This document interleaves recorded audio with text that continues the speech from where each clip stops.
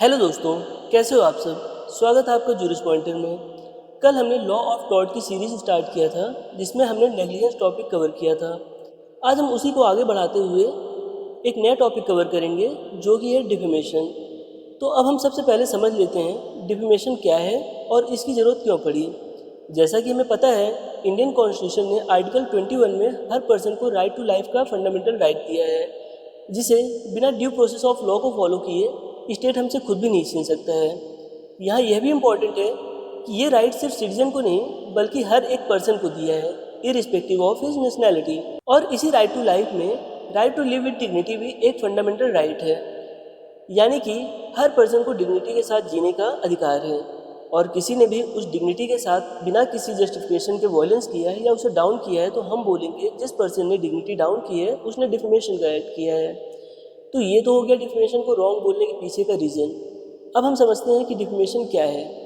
Defamation कोई भी ऐसा वर्ड है जो किसी दूसरे पर्सन की रेपुटेशन को या उसकी डिग्निटी को डाउन करता है। यहाँ यह भी ज़रूरी है कि वो स्टेटमेंट जिससे डिफेमेशन हो रहा है वो किसी एक्सेप्शन की कैटेगरी में ना आता हो। डिफेमेशन ओरल भी हो सकता है और रिटन भी हो सकता है। आगे बढ़ने से पहले एक इम्पॉर्टेंट पॉइंट को जानने की ज़रूरत है, वो ये है कि डिफेमेशन एक टॉर्ट भी है और साथ ही साथ भारतीय न्याय संहिता के सेक्शन 356 के अंडर में एक क्रिमिनल ऑफेंस भी है। यहाँ जिस पर्सन के साथ डिफेमेशन हुआ है उसकी चॉइस है। अगर उसे सिर्फ कंपनसेशन चाहिए तो वो टॉर्ट में जाएगा, और अगर उसे कंपनसेशन के साथ साथ इम्प्रिजमेंट की भी पनिशमेंट देनी है तो वो बीएनएस में जाएगा। टॉर्ट लॉ में डिफेमेशन को दो टाइप में डिवाइड किया है। First one is label and second one is slander. Label को हम उसके नाम से समझ सकते हैं, लिखा हुआ और रिटन फॉर्म ऑफ डिफेमेशन। ये परमानेंट नेचर का होता है, जिसमें किसी इंडिविजुअल ने रिटन फॉर्म में या किसी पिक्टोरियल फॉर्म में किसी पर्सन इंस्टीट्यूशन की रेपुटेशन को डाउन किया हो। फॉर एग्जाम्पल, हम अक्सर देखते हैं कोई मूवी, सॉन्ग या इस तरह का कोई पिक्टोरियल कभी कभी कंट्रोवर्सी का सब्जेक्ट बन जाता है। क्यों? क्योंकि पब्लिक को लगता है कि उनकी कम्युनिटी या डिग्निटी डाउन, क्योंकि पब्लिक या किसी कम्युनिटी या इवन किसी इंडिविजुअल को लग सकता है कि उनकी वो चीज़ें जिनसे, क्योंकि पब्लिक या कम्युनिटी या इवन किसी इंडिविजुअल को लग सकता है कि वो चीज़ें इनकी डिग्निटी को डाउन कर रही हैं। लेबल एक क्राइम भी है और साथ ही साथ टॉर्ट भी है। यहाँ डिफेमेशन को प्रूव करने की ज़रूरत नहीं होती है, क्योंकि रेस इस्पा लिक्विडेड मैक्सिम के अकॉर्डिंग प्राइमा फेसाई प्रूव हो रहा है कि डिफेमेशन हुआ है। वहीं दूसरी तरफ स्लैंडर में डिफेमेशन टेम्परेरी नेचर का होता है। यहाँ स्टेटमेंट या स्पीच से या जेस्चर से, यहाँ डिफेमेशन वर्ड या जेस्चर के फॉर्म में होता है, जिसको प्रूव करने की रिस्पॉन्सिबिलिटी उस पर्सन पे होती है जो कि डिफेमेशन के लिए क्लेम कर रहा है। यहाँ क्लेमेंट को ये भी प्रूव करना होगा कि उस डिफेमेटरी स्टेटमेंट से उसे कोई स्पेशल लॉस हुआ है, क्योंकि ऐसा भी हो सकता है कि फ्रस्ट्रेशन में कोई इंसान पब्लिक प्लेस पे कोई डिफेमेटरी स्टेटमेंट बोल दे। अब ऐसे में तो हर इंडिविजुअल या वहाँ पे अवेलेबल हर पर्सन आके बोल सकता है कि डिफेंडेंट ने डिफेमेटरी स्टेटमेंट यूज़ किया है और उसे डैमेज चाहिए। इसलिए लॉ ने बोला है कि जिसे स्पेशल डैमेज हुआ है वो आके प्रूव करे, तभी उसे रेमेडी मिलेगी। दोस्तों, डिफेमेशन के कुछ एसेंशियल एलिमेंट्स हैं जिनके पूरा होने पे ही हम डिफेमेशन के लिए रेमेडी ले सकते हैं। The first one is that there must be a false और डिफेमेटरी स्टेटमेंट, यानी कि जिस पर्सन ने डिफेमेशन किया है उसने कोई स्टेटमेंट बोला हो जो कि फॉल्स या डिफेमेटरी हो। यहाँ स्टेटमेंट का होना ज़रूरी है। क्यों? क्योंकि आप मन में कुछ भी सोचो, बट जब तक वो स्टेटमेंट में नहीं आता उससे किसी थर्ड पर्सन को कोई मतलब नहीं होता है। Second one is that the statement should be communicated to third person.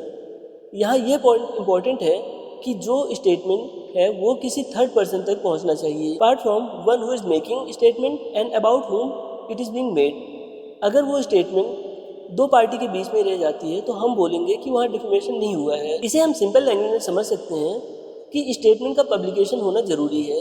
ये पब्लिकेशन किसी भी फॉर्म में हो सकता है। और दोस्तों, third point is that communicated statement must harm the reputation of the plaintiff.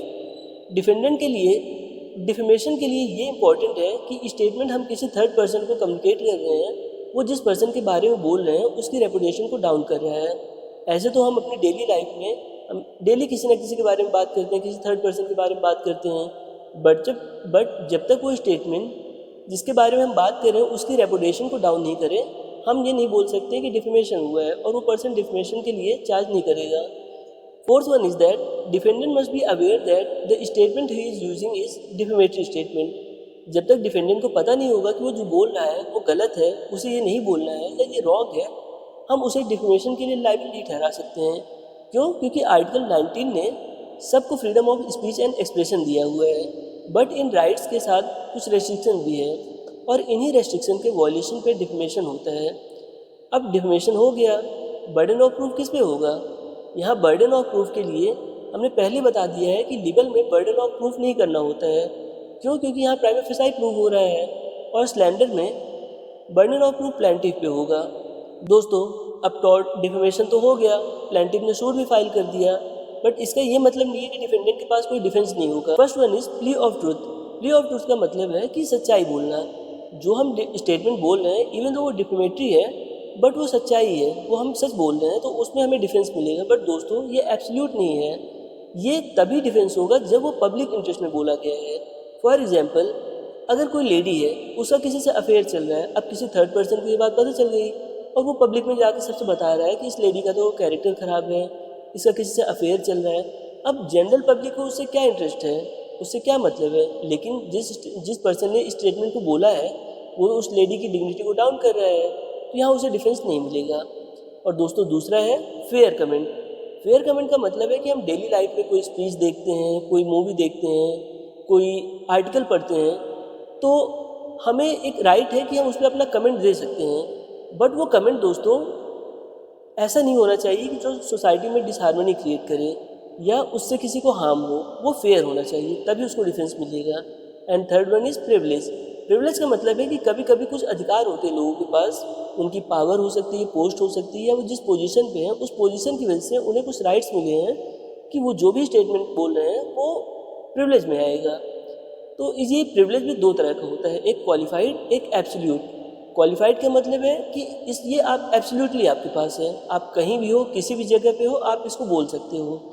Like parliamentary members होते हैं, प्रेसिडेंट है, वाइस प्रेसिडेंट है, प्राइम मिनिस्टर है, ये किसी भी स्टेटमेंट में, ये किसी भी सिचुएशन में कहीं भी कुछ भी बोल सकते हैं, इन्हें डिफेंस मिलेगा। और दूसरा होता है क्वालिफाइड।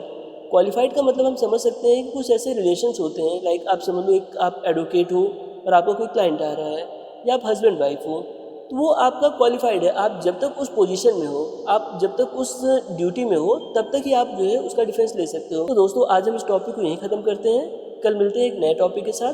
तब तक पॉजिटिव रहिए, रिवाइज करते रहिए।